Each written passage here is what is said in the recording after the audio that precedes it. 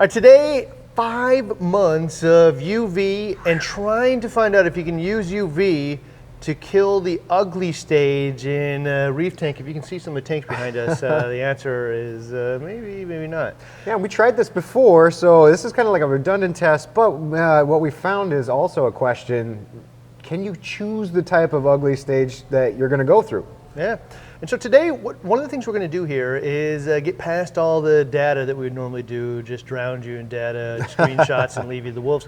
This time, actually share what we found in kind of real time here, and then give you our own kind of insight, as well as how we're evaluating this and how it applies to the tanks that we would set up. So let us know if you like this new format, because we're considering it for future ones. Yeah. All right, so this is what we're going to do here, and I'm going to tell you right away. This is what we found, and then we'll share all the data that supports it, so you can check out in 3 seconds if you want. I don't know, I think we found here that UV is not the greatest tool for managing the ugly stage, yep. Right? Yeah, and then what we also found here is specifically on dry rock, because like I said, we've done this test before on live and dry rock, but what we found here on dry rock is that UV actually might affect the biome or the biodiversity of the establishing tank. So we're going to discuss why that is. So maybe not so much on live rock or established tank, right. but a brand new one that's like basically sterile. Yep. Will it slow down or affect the way that those millions of different organisms are fighting for territory? And the answer is we think so, with that sterile kind of dry rock. Mm-hmm. Also, can it help with bacterial things like dinos, cyano, similar pests like that? We're going to get down to that. And the answer is it certainly will affect those things, and you're going to see some interesting ways how. Yeah, and we also, this is again a redundant test, but we found that UV can slow the spread of algae. So it's not going to knock it out completely, but it just slows the spread and actually gives it more of a foothold for it to grow on. We'll find some differences between no UV versus UV. It's kind of a dual question, yeah. Because it will stop algae from spreading as fast, but it will also create a world where the algae can actually get that foothold. Yeah, it's really weird. Good. All right, so you're also going to say, would we use it in the end? And I'll get straight to the point here. Yes, we definitely would use it for fish. UV, yep. Yeah, I don't know. Would we use it for this purpose? Ugly brown stage? For ugly stage, probably not. For intermittent pests, solving other problems, probably you'll see that. And why, in the end, we would actually recommend 1 UV over 2, mm-hmm. which is part of that long conversation. It's kind of different than what we had said previously and what you even did in your own home. So yeah. We're reverting back to something different. All right, so again, you said this was redundant, but it isn't redundant. It's actually a second evolution of a test we did before. Yeah. And this is what these tests look like. So just to give you guys a little bit of a scope of it. There's 6 tanks here, and this is what they look like.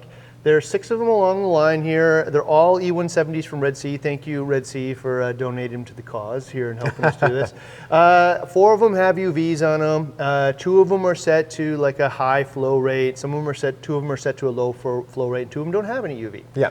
Now, just to give you a scope of why that is, the low flow rate is for parasites. So like it's your icks and velvet. Your diseases and things like that. Mm-hmm. Yeah, meant to as a preventative, not as a cure. So the reason that it's low flow rate is long contact time, and these organisms often have days to weeks to like replicate. So you really need to process the water, all the water every a few hours or so, or even like once a day, to be able to capture or sterilize those types of organisms. Now, bacteria and algae and all these things, a lot of these things can replicate in minutes to hours. Yeah. So you actually have to process all the water in the tank, every 15 minutes or so, at least according to Emperor Aquatics, and we're following their advice. Yeah, and if you go, if you go look at some of those UV sterilizers in the description and in their manuals, there's two distinct. We're talking like a difference between 30 to 60 gallons per hour for the low end, and upwards of like 300 to 1,600 gallons per hour on some high ends, and that's how big of a difference it is in how much it processes the water. So just to bring that home one last time, just because I get this question a lot, the high flow rate is for an organism that doesn't really need that much contact time to be sterilized, but does need all the water to be sterilized multiple times an hour because it replicates so fast. Yeah. Before it can keep replicating. Now the ick that replicates every couple of weeks, not so much, and it needs a higher dose. So that's the differences here, and you're going to see some of that in here. All right, so that's the test here. There's 6 of them. We're running AI lights on it. And what we did, by the way, is just threw dry rock in these ones. I'm going to show you the old test in just a second, but dry rock, dry sand, and just turn the lights on. Ready to go. All right. So what we're going to do, though, is start with the old test, just to give you a reminder, because these things actually work together, and once you understand the whole story, they really, really build on each other. So let's do it. We have a full episode on this one. There's one I did months ago, but quick recap of what that was. Live rock and dry rock we tested in the same scenarios. Yep. Okay, in this case, we had 3 tanks with established live rock, meaning we have a system right behind the camera here that has tons and tons of live rock in it. It's been in it for probably a year plus, fully cycled, got a natural biofilm on it. No lights or anything on that? Yeah, no lights on other than the room lights, no problem. And we just threw it in there. And we have our control with no UV, the low flow for parasites and the high flow for bacterial things, cyano, dinos, and things like that. All right, you can see in week 1, they all roughly look the same. They look like dry rock, almost. Yeah. All right, so let's fast forward now. You can see now in week 3, though, you're starting to see like all kinds of film forming on the no UV, and actually even a little bit in the low flow. Little brown spots. But the high flow looks pretty clean. Still bone white. So, you know, that's kind of what you'd expect, because the water in here is getting sterilized very rapidly. You know, it's, again, getting turned over every 15 minutes or so. You're, seeing all of this sterilized. So it makes sense. And these not so much. And this isn't really a low flow again. You'd think, well, it's being UV sterilizer. It should be better than that one. And it is slightly better right now, but it's not set up to do anything about these slimes or algae, so it wasn't. Yeah. All right. Now, week 4. It's been a month now. Just a month. And there's a pretty big difference now. So what we're seeing here, like in the control tank, you obviously see the remnants of algae that we didn't even know existed in the holding tank, but they're starting to take hold. We later find out that this is like ulva. A lot of it is mainly just ulva. You couldn't even see it. But a little bit of that tank in the control is hazy. But here in the low flow, green also. But this is where we these identical. Well, these two, low control flow, and no low UV, flow, same thing. But what we're also seeing here is exactly what we were talking about earlier, is the slowing the spread of algae growth, and you can really see that here in the high flow UV. So there's no question you're going to see this throughout all of today's presentation. It's a reoccurring theme, it will slow it down. You're also going to see that they all end in the same place. So the question's really like, will this be supportive of your cleanup crew or other efforts fighting algae? It will not be the solution on its own, for sure. They will all end up. Once it's rooted, it will just slowly spread, right? All right, so we see that in now week 5. These are totally the same. The low, high flow one is starting to catch up, and you can tell that it is eventually going to end up there. I mean, in the matter of a month and a week, if you were starting your tank and you wanted to fight one or the other, which one would you choose? Would you go with the one that's just starting to peak with algae growth, or would you go with the one that's kind of full-blown algae growth already? Already I know that my tangs can probably start attacking this, and even if they can't keep up, it's slowed down to the point where my cleanup crew can take over. Yeah, kind of. I don't know. So, we would all prefer this one over those two, but would I buy a UV to do this? Probably not. No. I wouldn't buy and install it for this purpose. Not for that purpose. If I already had it, I'd be happy that I was fighting back against this. Yeah. Right? Boom. They're all the same. It just catches up almost immediately in 1 week. Yeah. So inside of 1 week, you see all of the algae here is now looking the same, and all it did is really slow it down. And control is probably a little more growth. But the one thing we're not seeing in control that we're going to see in some dry rock experiments is this lack of cloudy, hazy, bacterial looking tank, probably because this stuff's already been established. That's actually a good point. In none of these have you seen cyano, you haven't seen dinos, you haven't seen any of that stuff. You haven't seen blooms like that cloudy, murky water, because this rock is established and has that natural biofilm on it. And the only problem here is actually algae. Yeah. You're going to see something very different with the dry rock in a second. But 7 weeks, again, identical, and I believe it ends here at week 8. It's just spread. The only thing different about week 8 here is that this tank right here, The low flow, yeah. low flow tank, is like it's starting to die off. Like it's kind of hit like a area where it's just kind of starting to die off on its own. You know, and sometimes that kind of happens. But ultimately, that was the story here. Is that like you're going to see just algae with established live rock, and it might slow it down. But most of you wouldn't buy a UV for this purpose. Yeah. I wouldn't. I guess I could say. Yeah, and we're really going to learn the difference here in a little bit when we get to the new experiment that we just wrapped up behind us on what that looks like to not have the bacterial warfare in your tank and just what UV can do in that. And that live rock really shows that. Like, you don't have to have those bacterial warfares when you start with live rock. So one of the things we could have considered was like, should we redo that test and have redundant results? And the answer was, we kind of figured it wasn't worth it because I believe the results. I believe that the algae rate was sterilizing the water in a way that it slowed it down. And I also believe no matter what, they're all going to end up in the same place if you don't do anything else about the algae. Yeah. Now in this case, if we put a big tang gang in there and a bunch of crabs and snails and maintenance to the tank, you might not see it at all, but those are different things. All right, so now this is dry rock. We just threw in, it's a bare bottom tank. Yes. We just threw in some just Marco rocks right off the off the pallet and turned the lights on and saw what happened. All right. All right, so I won't bore you for week 1 through 3. They all look the same. They all look the same. Bone white, look perfect for nearly a month, right? So here we are week 4. And already, I mean, I see the control is cloudy, fuzzy, bacterial. Yeah, so it doesn't come up into the camera as well as you'd like, but this tank, the no UV with the dry rock, continually ebbed and flowed with bacterial issues. And some of these photos you'll see it. And these two, this one is again growing the slime, this one bone white. Yep. Right? All right, so what about week 5? Now, week 5, you can definitely see the cloud. And so no UV in a really sterile environment. You know, this is the thing, is like whatever organism happens to win the battle today is the one that starts to take over forever. So a lot of what you're going to see is no matter what you do isn't 100% assurance. All you're doing is increasing the likelihood that any one of these things will happen. All right, so week 6. You see the cloud is still here. You're starting to see some algae growing on this rock with no UV. With the low flow again, just for parasites. Chrysophytes are taking over. Got it, yeah. And a little bit of green film. Now this, in this case, isn't like a hair algae really. It's just like kind of that green film that like forms on the rock. Yeah, but in the same, we're also seeing, you know, just like we did in the last one, that high flow UV is actually staving off some of these other issues. Yeah, it's definitely preventing some other issues here.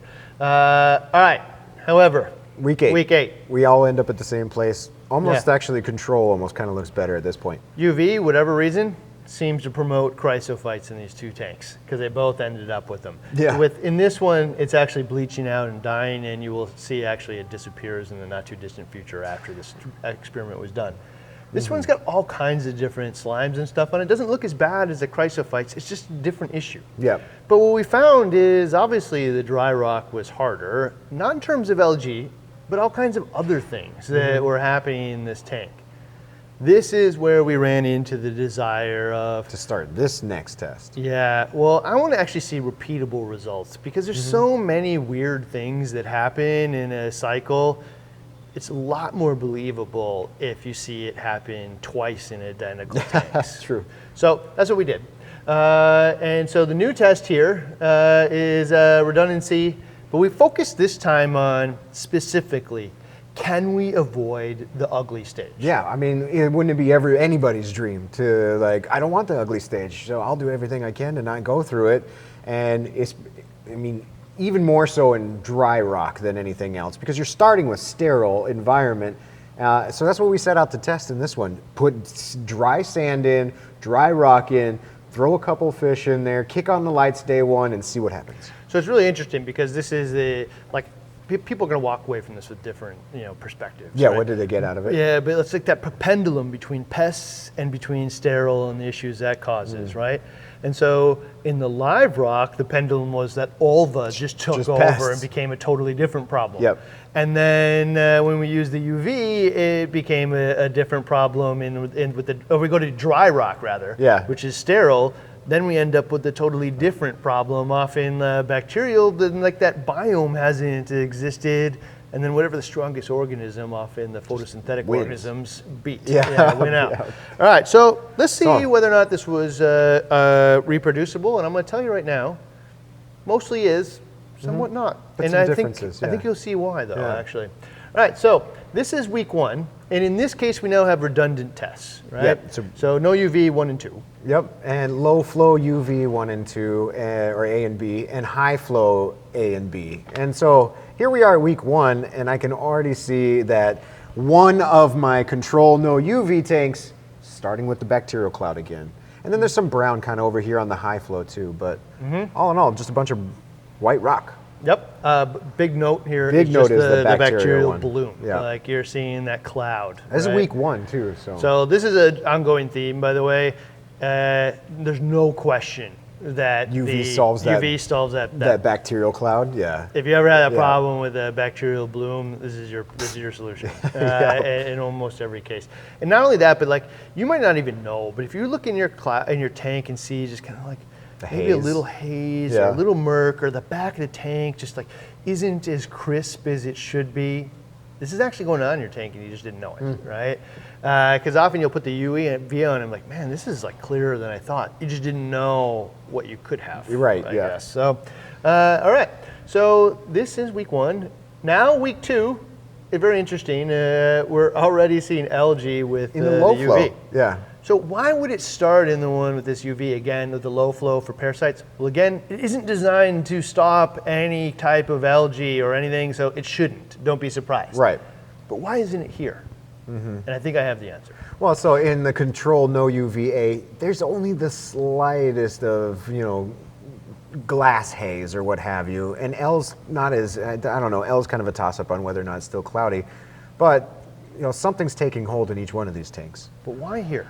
And I think the answer is that what we did here by sterilizing the water with really high levels of concentration of UV and when passing through, but not enough to actually prevent the population, is we just helped some of the other organisms like algae take over the tank. Yeah. Right? All right, so this is week 3 here, and you're seeing the continued algae growth. And week 5. And this is where now some of the high flow tanks start showing that, all right, we're going to start catching up. And it's just like what we saw in the old test. Eventually, all these tanks will end up kind of at the same endpoint. But here we are, 5 weeks in, that's a month and a week in, and now the high flow UV is starting to show some. And then you see like the K and the L, actually an L down here has this weird kind of growths happening in it that isn't really algae. Unidentifiable type of algae. Nobody here had actually seen this like weird poof of stuff before.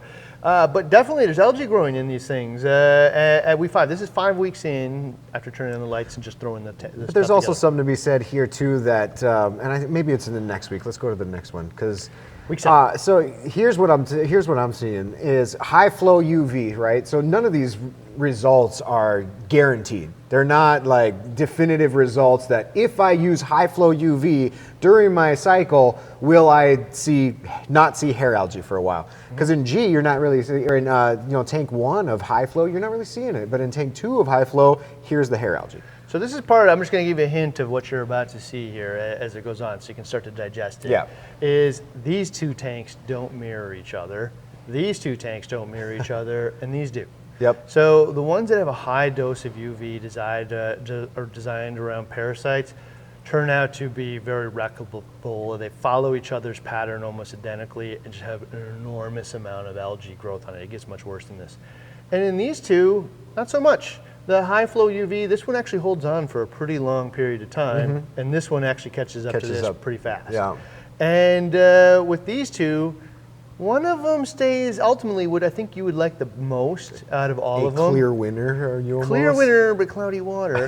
And this one ends up being all kinds of issues. Yep. So it's kind of that element of you can promote certain things, and you're going to have to see what you guys get out of this story here. But, all right, so inside of week 10 now, I mean, this is the most algae you've probably seen in a tank before. So yeah, that's one thing that probably wouldn't happen in the Holmes tank, because I don't know if anybody would let their tanks get the amount of hair algae like that, but for the testing purposes, we didn't want to touch them at all. But if you have like a cleanup crew in your tank or something, this might not even show as a problem. Yeah, so one of the suggestions that we got from the previous episode was that don't put in algae eaters because they're like an anomaly here. And we did have some in there. Yeah, like, well, what if that fish is hungrier than the other fish? Could be. Really the fair. Variable, it's not a non-controllable variable. Yeah. Yeah, I don't know if that's true or not. I mean, it is, but the other variable here is nobody would ever run a tank like this. True. And we don't want to pull it out because essentially we've created a refugium here. Now it's going to export nutrients unfairly. So we just chose to leave it in for the duration of the experiment and see what happens. So we're 10 weeks in here, so that's just under, 2 months or 4 months worth of testing. And K still looks pretty good. Yeah, K's got what looks like diatoms in the sand, and L ends up with cyano, and periodically you see the bubbly, stringy, what looks like dinos in it. It goes away, at night, comes back during the day, kind of thing. But week 12, it's getting worse. But notice G, man, is still considerably better. So high flow. But I'm going to tell you right now, if anybody's watching this at this moment in time, I would say no UV on dry rock would be the choice that I would pick so far, and it might be ultimately where we go in the long run, and then we'll see. I think we're going to see the answer to that question. Somewhat of an answer to that question. Can you choose your ugly brown stage? Now you're going to pick different problems here, or increase or decrease the likelihood of different problems. Very true.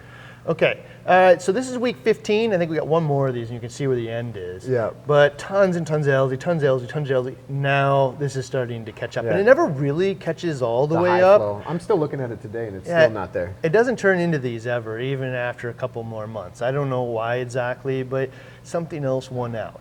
This one now, with no UV, is definitely starting to turn into algae, cyano, all kinds of different issues, but at lower degrees. K, actually still the best. Murky a little bit, murky, but still the best. All right, week 19, this was last week. Okay, so week 19, now we're seeing algae all over, or cyano covering all over L. Now, this is something that most people would actually really not like, right? K still got a cloud of murk. Yeah, something to it. And the rest is hair algae. But so the big two stark differences here. One, obvious bacterial issues of some degree, cyano and murky and all this film stuff in the non-UV tanks. But all 4 of these UV style tanks, algae seems to be the problem. Yeah, so that is the UV definitely seems to prevent many of those fast replicating things in the tank, like the bacterial issues and really simple forms of algae like dinos. Doesn't really seem to have as the low flow as much of an effect on hair algae. High flow it did, slowed it way down, but it won't prevent it. All right, so this is where it ended. Right, and now we're about to get to some of the conclusions from the whole thing. Yep. But this is definitely the tank that I think anybody would say looks the best. And if I was going to try to emulate this, I want to do, of the 6 tank styles, I would want to do this one. This had no UV in it, and it looks the best, unquestionably. Other than there's still this murk to the water. Yeah, and I wonder, this is almost 5 months later. Yeah, and we haven't done any, there's no water changes, but the variable here is that, is there? So the variable here is the maintenance and stuff. So would you let your glass get like that? Would you have, not have a cleanup crew in there? And maybe this changes this, but for, the purposes here, this is the ugly brown that I would choose. Yeah, I don't If I could believe choose. there would be a change from a cleanup Yeah. crew in terms of like a black Like a bacterial murk bloom or and the murk in things the on the water. side of the glass. Yeah. I don't believe that would be the case. There are other things you might be able to remove that, but I'll tell you, it's not just like particulates, because UV wouldn't have that, and none of the tanks continually in any of our experiments had any murk to them when you had the UV going. Right. Crystal clear. All right. So, I don't know. This is the winner to some degree, except for disappointed about murk. Well, Okay. But nobody wants this.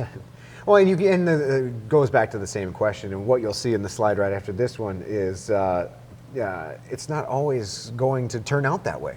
Well, that's a good point. The one that it's the best looking tank as far as the ugly phase went, but it's also you paired can't with guarantee the ugliest looking tank. Yeah, the ugliest looking tank looks worse, and it did have the exact same parameters. So this one you could arguably say is the ugliest looking tank because of the sheer volume of hair algae in it. But this is more manageable. Hair algae is probably the easiest possible thing to manage in a tank, right? Yeah. You could beat this with 8 million different things, including just a couple of tanks. Yeah, right? so who doesn't want to just take handfuls of this and rip it out? And you could probably solve this problem within a couple weeks. If I would have had 2 tangs in here, this problem would have never materialized to begin with. But how hard is it to solve cyano and dinos and these other type of bacterial issues? Depends. Sometimes easy, sometimes hard. Yeah. Yeah. But those things tend to be, again, I'm going to overuse this word, but murky. Like Right. how you solve them is really. There's no certain no, hammer special more tool. nutrients, less nutrients doesn't always work. Definitive answer doesn't really Poisons exist. certainly do. I don't know exactly how ChemiClean type stuff? ChemiClean and red slime remover exactly work. There's some theories as to such, but I don't know. You can use those things and it certainly works in some cases. Yeah. So I don't know. Would you like this, or would you? If it's the ugliest tank, It's beautiful in its own right, actually. Actually, it's pretty good. I don't know if I would have a display algae tank or not, but in its cool. own way, Clownfish it's pretty love it. cool. All right. All right. So this is that question. This is kind of. Would I rather have algae, which in my case, my belief is actually really easy to deal with, or would I have all these bacterial issues? So the high flow UV, only really mostly algae issues. Yeah. And in the control here with no UV, all kinds of bacterial slimes. I mean, this goes back to can you pick and choose? Well, like we just said, this other non-UV tank compared to the one that looks the best, almost opposite ends of the spectrum on how they turned out. All right, so here's some conclusions that I think that for us, this is really the part that I want to share, probably the most is what do you do with this? Yeah, exactly. I just listened to these guys talk about UV for 20 minutes here. Yeah, what do I do with it? All right, we're about to tell you. So these are the conclusions and what we do with this information. You listen to us talk for 20 minutes about UV. What are you going to do with it? These are the good parts. Yeah. All right, so the big question is everybody always talks in definitives in terms of reefing, and nothing is definitive. All you've ever done is increase or decrease the chances or likelihood of something happening. Something's going to happen. Yeah, exactly. So in this case, we're talking about algae, bacterial blooms, cyano, dino, slimes, all kinds of other things. And this is what we found to be the case, is if you use the UV, designed, meaning there's a distinct flow rate on those pentair ones that says for bacterial issues as well as algae. If you use it on the algae, you will slow down the spread of the algae for sure. If you use it on the parasite function, no function at all. In fact, it seemed like it increased. For algae? Yeah. Increase the chances for the purposes of algae at the low flow rate, didn't seem to make a dent at all. Yeah. Bacterial blooms. Will solve. Yeah, it actually didn't matter what flow rate we were at. We didn't have bacterial blooms in any of the UV tanks in this experiment or the one before, which would be 8 out of 8 tanks. Yeah, and we even solved it in our 750 SXL anecdotally just by hooking up UV. And most of the experiments that we've run here that didn't use it in the UV experience did have some type of bacterial bloom. In fact, the one here had it for the entire almost 5 months. And so the cyano, dinos, and slimes. Can UV stop or prevent that? It's hard to say. Because what really happened is the algae took over. So we didn't have any of those things in any of these tanks with dry rock and live rock using the high flow UV. Yeah. But is it because the algae outcompeted it? Yeah, it's It almost could be both. It could be both, and you can almost make the case, and it seems like like you said, once one builds up enough to overtake the rest, whether it's algae, whether it's bacterial, whether it's dinos, whether it's cyano or what have you, that seems to be the prominent one. The big thing again is like, think of the surface of that dry, sterile rock as like a battlefield, right? Yeah, there's like 8 million little troops down there from 8 million different little warring clans, all trying to win out. And without the lights on, it's probably more of an epic battle, actually, between all kinds of different organisms. But once you turn the lights on, photosynthetic ones get the upper hand. the things that get energy not from scavenging food, but get it from light, immediately win, right? And so it really kind of depends on how you use some of this stuff and how you take that knowledge you have now and you apply it. But some cases it will actually solve these problems. So would we use the UV for the ugly stage with dry rock? Answer. No, I'm not going to use. So there's, and I think we're going to talk about what we would use it for. But for this purpose of just trying to avoid ugly brown stage, or maybe choose my ugly brown stage, or what have you, I think I'm patient enough to where I don't need to go start up my UV just for this purpose. And from what I've seen today, it's either one way or the other. Like I could have it one way or the other, but in both cases, it's solvable. I don't think it was beneficial enough to recommend it for that purpose. It was beneficial to a very small degree, depending on what you're looking for. I don't know. I would not say, hey, if you want to beat the ugly stage, you should use UV. I wouldn't use it for that purpose. No. If I already had one, would I install it and then use it intelligently and turn it on at the time I really calculate, using this knowledge, how I'd use it? Maybe. I would not recommend anybody buy it for this purpose. Right? It could help. It could also hurt if it's used poorly. Would you use it for live rock or an established tank? Actually, in that case, if I'm putting live rock in, I think I might turn it on. I would turn it on because what we saw in the old test with live rock that had ulva on it, but we didn't even notice. I mean, I like the fact that I could visually see that I can push off the worst of the worst of the worst for a few weeks longer than what I could if I just turned the lights on and threw it in which case I'd be more prepared to battle it. And I think I could battle it over a longer period of time rather than it hit me in the face. So I agree wholeheartedly. Yeah. If I have established live rock, either in an established tank or live rock that I'm starting a new tank with, I would absolutely use the UV in this case because it doesn't seem to harm any of that like biome you're trying to fill because the surface of the rock already has it. Yep. It didn't have any result, a negative result in the tanks that we tested it in that initial experiment. Just slowed the algae. All it did is dramatically slow down the algae growth, right? Which gives the cleanup crew and you a chance to beat it, and greatly increases the chances you never even see it, especially have like the utilitarian tang gang, right? Yeah. So that brings up the question then too is, all right, so if you're going to use it in a live rock situation and you're not going to use it in like a dry rock situation, then what are you using the UV for? You know, am I ever going to use it for algae or algae control or management, or am I just going to use it for fish parasites and just blow off algae from the UV? I think it's kind of both. For me, I'm primarily going to use the UV for its intended purpose, which is protecting the fish from parasites. The most valuable use that most reefers use it for. Yeah, and here's the thing. There's often this like conversation about, well, you don't need UV if you're like, fighting, or if you use a QT or proper quarantine practices. Yeah. Maybe. I don't really think that's true, actually, and it'll be interesting to see what everybody thinks. But like, if you practice a proper medicated quarantine process and make sure that you have eliminated things like velvet and ick, from the fish before you added it, well, you won't have that. And if you did that on every last fish, you'll probably never have it again. But what happens when you add coral or inverts that you just bought and dumped it? Yeah, so that means not every fish. Right. It means every shrimp, every snail, every coral, every single addition from the beginning to the end, you have performed either a medicated quarantine on the fish, or you've had to set up another tank where there hasn't been any fish or anything in it 80, for 70, 72, 76 days, somewhere almost around there. 2 months. So every time you buy a coral, 2 months in this other quarantine. Every snail, 2 months in the quarantine before it goes.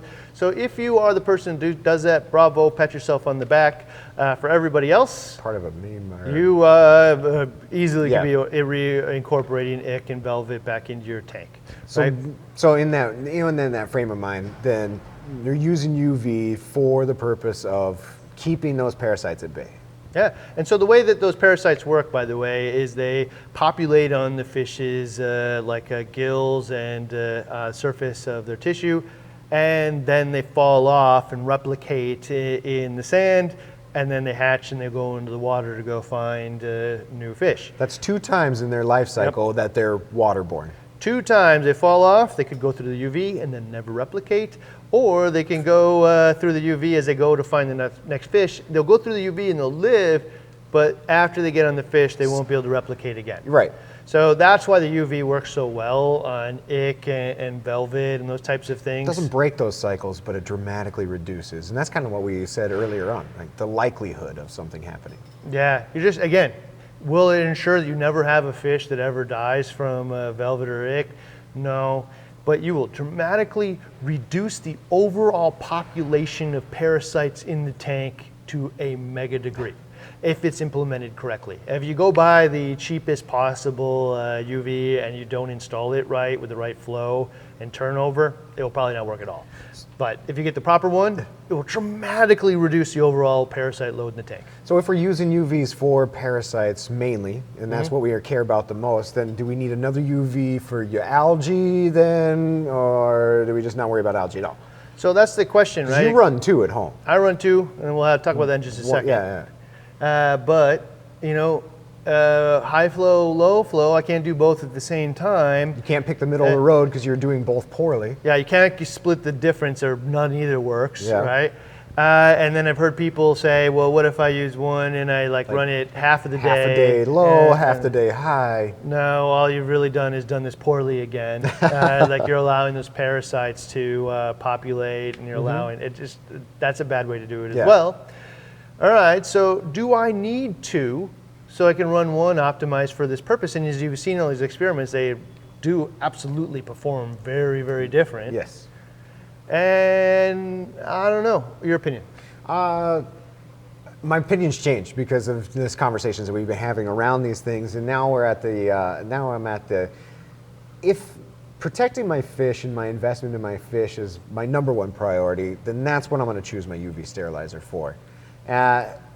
And then I said, okay, well, I've occasionally maybe come across a bacterial bloom, or occasionally I get a spout of algae starting to break out. Then what do? I could probably change my UV flow to battle that problem then and there, and then bring it back down. I agree. Yeah. I concur. So, I think the exact same thing here is that I would set it up for the primary purpose of protecting my fish, supporting my QT methods, or if you don't have a QT method and just managing the parasite population, it's a good solution for that. Definitely way better than nothing. But would I buy 2 of these things and maintain 2 of them? Would I recommend that to most people? If you have an infinite budget and space, sure. That is not most people. No. So no, I would just use one the way that you described. Protect the fish, and then if I run into dinos and something that's a giant pain in the ass to deal with, and it's really a giant pain in the ass to try to plumb a UV at a later date as well. So then I can just change the flow rate, solve my problem, and then go back down to the fish. And it's unlikely that I'm gonna have terrible luck in that exact moment that all of the parasites, in the fish decide to explode the day I did that. So I think I would use that way. There was a point in time where you had convinced yourself to use 2 UVs, and you did it at home, like one for algae and one for parasite. Well, that's a good point because like we talk about this all the time, and we're learning every single day, right? And part of learning is like setting up 6 tanks here and running 5 months of experiments to try to evolve the conversation. You know about it, you apply it, you learn. I learned at home as well. I got 2 of them on there. I will definitely run the one to protect my fish because I probably am not going to 2-month quarantine every last frag that goes into a 360-gallon system. No, and these I don't have the room for it or time. And they're dream fish, like expensive fish. We all pay a decent amount of money for these fish. So for you to even lose one is heartbreaking. It's your pet too. Yeah. Like the coral is my pet, and I should take care of it. Like, but between the corals and the fish gets kind of the upper hand for me. So. Yeah, in either case, man, I want to protect them both. But I raise your hand if you quarantine in a fishless system, 10 feet away, by the way, from any other system that has a fish in it, and not near a vent in your house that shares rapid air. Like, it's just a real rare thing to be able to do that and have the time for it. So I'll run the thing for the fish for sure, just to protect against the potential problem that I might introduce it. I'm gonna do my best on getting my fish from Elliot at Marine Collectors, who quarantines and medicates all my fish prior, but then I'm gonna support it with a catch-all as well. So you're gonna change the way you run them at home then? Well, then the one that is there to solve algae and bacterial problems, I don't know the answer to this one yet. I'm going to learn along the way. I have it already there. It's already on. I will probably run it specifically for one reason, because it does. I have a 4-foot. It's 6 feet long and 4 feet deep. So no matter what, I'm looking through 4 feet of water, or I'm looking through 6 feet of water. It has to be as clear as possible. Yeah. If it's not as clear as possible, it looks like crap. So I will probably run it for the sole reason of crystal clear water. And if I run into an issue, I'll turn it off. But once, I think the only issue I'd ever run into is in the beginning when I'm trying to build up that biome. After that, and the biome's established on all of the rock, I'm not really concerned about it. And all I'm gonna do is have that benefit of that super crystal clear water. Do you think there would be any benefit to turning that second one to also the parasitic level, especially when you start getting into adding corals to your tank? Because are you going to quarantine, just like you said about this elaborate quarantine system, are you going to quarantine cleanup crews or corals? That's a good point, man. Like, can I double down on protecting the fish instead? Will it work? Yeah. And you know what? That's a good point, man, because actually what we found in all of this was that both flow rates actually worked at keeping the water clear. Yeah, exactly. So again, we're learning even in this conversation. And the biggest thing is like trying to act on not only experience, but let's collect as much data as we can. These aren't peer-reviewed science tanks, and they like share air with other. But we have the opportunity to set up 6 tanks with 4 different UVs and all the 4 different flow rates, because not everybody can do that. Yeah, and in the absence of peer-reviewed science, man, we do the best we can. Yeah. Right? Share that information and we move forward. So in the end, I don't know, take what you want from this one, but at least now you're making an intelligent decision on how to use UV in your tank, specifically whether or not it will work on helping you with the ugly stage. And I think the answer is largely no with dry rock. With live rock, probably. Yeah, but we also talk about using the UV in the whole quarantining process. And we talked with Elliot about that in the live stream. So that's a really good, interesting conversation. And he begs you to start the quarantine guide episode. So everybody's begging after that episode to start. He wrote me a thing for it now. Yeah. So go check out Elliot and our conversation in front of the 160 about quarantining and the quarantine process. Yeah, so Elliot is who I get all my fish from at Marine Collectors. You can check out his website. He quarantines them all, medicates them all before you get them. It is definitely more expensive than buying from somewhere else. But if you actually look at it, it's like in many cases like $3 a day to care for, feed, and medicate your fish for a month before you get it. If you care about your fish or in your tank or that one, I don't know, I think it's well worth it.